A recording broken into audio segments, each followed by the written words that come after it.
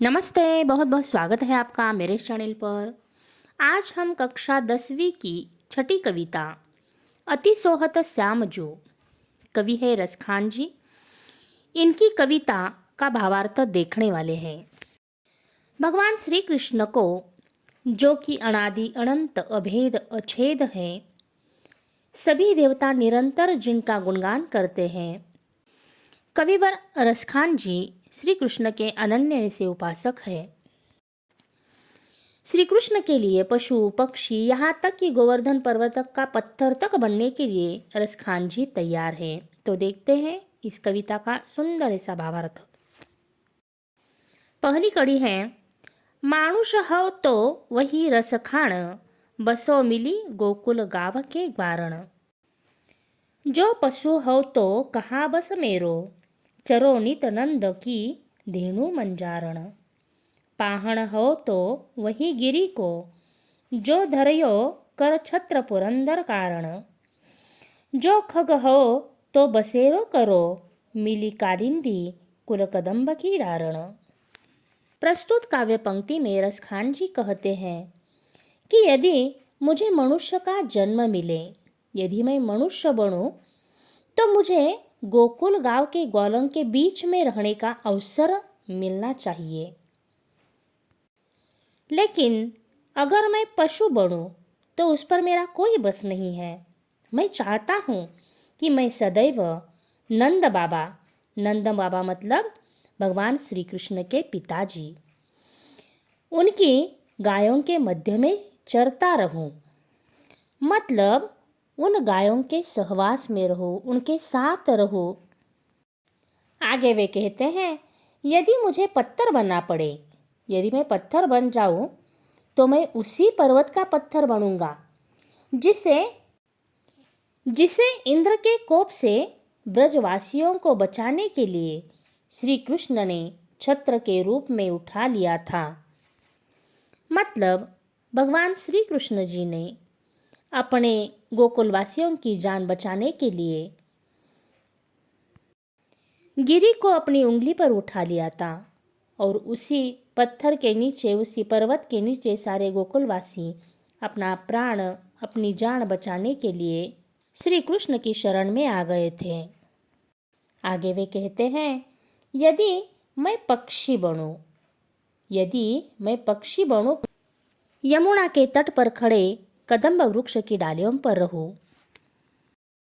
मतलब रसखान जी चाहते हैं, चाहे वह पशु बने, पक्षी बने या पत्थर भी बने, फिर भी वह श्री कृष्ण के सहवास में रहना चाहते हैं, श्री कृष्ण के पास रहना चाहते हैं। धुरी भरे अति सोहत श्याम जो, तैसी बनी सिर सुंदर चोटी। खेलत खात फिरे अंगना, पग पैंजनी बाजती पीरी कछोटी। वा छवि को रस खान बिलोकत, वारत काम कला निधि कोटि। काग के भाग कहा कहिए, हरिहात सो लय गयो माखन रोटी। प्रस्तुत काव्य पंक्तियों में कवि ने बालकृष्ण के सौंदर्य का बहुत ही सुंदरता से वर्णन किया हुआ है। बच्चों का अपनी मिट्टी से, धरती के मिट्टी के बहुत गहरा रिश्ता होता है, और इससे भगवान श्री कृष्ण भी नहीं छूट पाए। श्री कृष्ण का सुंदर शरीर धूल में भरा हुआ है, वे अत्यंत सुंदर लग रहे हैं। उतनी ही उनके सिर पर बंधी हुई वह चोटी बहुत ही सुंदर लग रही है। बाल श्री कृष्ण अपने घर के आंगन में हाथ में रोटी लिए हुए आंगन भर में घूम रहे हैं। उनके छोटे छोटे नाजुक पैरों में पैंजनियां हैं, और वह पैंजन जब वह घूमते हैं तो वह बजती हैं। उन्होंने पीली सी धोती पहनी हुई है। रसखान जी कहते हैं कि श्री कृष्ण की उस सुंदर छवि पर, उस सुंदर रूप पर कामदेव भी अपनी करोड़ों कलाओं को न्यौछावर करते हैं। उनके हाथ में रोटी है और वह आंगन भर में वह रोटी लेकर घूम रहे हैं। तभी एक कौवा वहां पर आ जाता है और बालकृष्ण के हाथ की वह मक्खन लगी हुई रोटी छीनकर उड़ जाता है। रसखान जी यहाँ कहना चाहते हैं कि वह काग, वह कौवा कितना भाग्यशाली है, क्योंकि उसे भगवान श्री कृष्ण के दर्शन हुए, बाल श्री कृष्ण के दर्शन हुए। और साथ ही में जब उस कौवे ने उसके हाथ की रोटी छीनी, तब उनका स्पर्श भी उन्हें हुआ। मतलब वह कौवा कितना सौभाग्यशाली है, कितना भाग्यशाली है कि भगवान श्री कृष्ण का स्पर्श प्राप्त हुआ। प्रस्तुत पद्यांश में रसखान जी कहते हैं, सोहत है चंदवा सिर मोर को, तैसी सुंदर पाग कसी है, वैसी अगोरज भाल बिराजत, जैसी हे वनमाल लसी है। रसखान बिलोकत बौरी भई, दुर्गमुंदी के ग्वाली पुकार हसी है। खोलीरी घूंघट खोलव कहा, वह मूर्ति नैननी मांझ बसी है। रसखान जी ने प्रस्तुत काव्य पंक्तियों में श्री कृष्ण के सुंदर रूप का वर्णन किया है। एक वनमाली के रूप में श्री कृष्ण कैसे लगते हैं, इसका वर्णन इस काव्य पंक्तियों में किया हुआ है।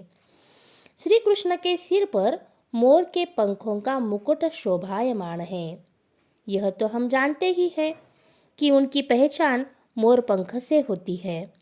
वैसी ही सुंदर उनकी पगड़ी लग रही है। श्री कृष्ण के मस्तक पर गाय के गोरज के चलने से उड़ने वाली धूल विराजमान है। मतलब श्री कृष्ण अपने सखाओं के साथ गायों को चराने के लिए वन में ले जाते थे, इसीलिए उनके माथे पर गायों के चलने की से उड़ने वाली धूल विराजमान है। और उतनी ही सुंदर उनके हृदय पर पड़ी वण के फूलों की माला सुंदर लग रही है।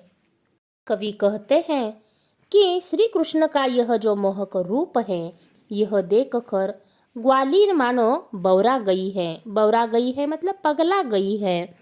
वह आंखें मूंद कर हंसते हुए अपनी सखियों को पुकारती है, बुलाती हैं, अपनी सहेलियों को बुलाती हैं। जब सखियां आ जाती हैं तब सखी घूंघट खोलने के लिए कहती हैं, मगर ग्वालिन यह कहकर घूंघट खोलने से मना कर देती हैं कि मेरे नेत्रों में, मेरे नयनों में, मेरी आँखों में श्याम की मनमोहक मूर्ति बसी हुई है। श्री कृष्ण की मूर्ति मेरे मन में बसी है, मेरी आँखों में बसी है, और इसीलिए मुझे घूंघट खोलने की आवश्यकता नहीं है। मैं यह घूंघट नहीं खोलूँगी, क्योंकि भगवान श्री कृष्ण मेरे मन में बसे हैं, मेरी आँखों में बसे हैं। अगला पद्यांश है, शेष गणेश महेश दिनेश, सुरेशहु जाहि निरंतर गावे, जाहि अनादि अनंत खंड, अछेद भेद सुभेद बतावे। नारद के सुख व्यास रटे, पचिहारे तऊ पुनि पार न पावे, ताहि अहिर की चौहरिया, छछिया भरी छाछ पे नाच नचावे, छछिया भरी छाछ पे नाच नचावे। प्रस्तुत काव्य पंक्तियों में कवि रसखान जी कहना चाहते हैं, शेषनाग, शिवजी, गणेश जी, सूर्यदेव तथा सुरपति इंद्र जिन श्री कृष्ण का निरंतर यशगान करते हैं, भगवान श्री कृष्ण का गुणगान करते हैं, वेदों में जिन्हें अनादि कहा जाता है, अनंत कहा जाता है, अखंड अछेद कहा जाता है, अभेद कहा जाता है। मतलब भगवान श्री कृष्ण का न कोई आदि है, न अंत है, न उनके खंड किए जा सकते हैं, न उनको छेदा जा सकता है और ना ही उन्हें भेदा जा सकता है। ऐसे श्री कृष्ण देवर्षि मुनि नारद, जो हमेशा लोक कल्याण के लिए प्रयत्नशील रहते हैं, ऐसे नारद मुनि तथा व्यास मुनि, जिन्होंने महाभारत जैसे महाकाव्य की रचना की, वे भी भगवान श्री कृष्ण का नाम हमेशा रटते रहते हैं। तथा वेद व्यास जी के पुत्र शुक मुनि। वे भी भगवान श्री कृष्ण का नाम हमेशा रटते रहते हैं, उनके नाम का जप करते रहते हैं। लेकिन उन्हें भी भगवान श्री कृष्ण की प्राप्ति नहीं हुई, आखिर में वे हार गए। ऐसे भगवान श्री कृष्ण किसी को भी प्राप्त नहीं हो सके, उन्हें प्राप्त करने में सभी हार गए। लेकिन कविवर रसखान जी कहते हैं कि उन्हीं भगवान श्री कृष्ण को ब्रज की गोपियाँ थोड़ी सी छाछ के लिए नाना प्रकार के नाच नचाती हैं। छाछ के लिए, मक्खन के लिए गोपियाँ उनसे नाच नचाती हैं।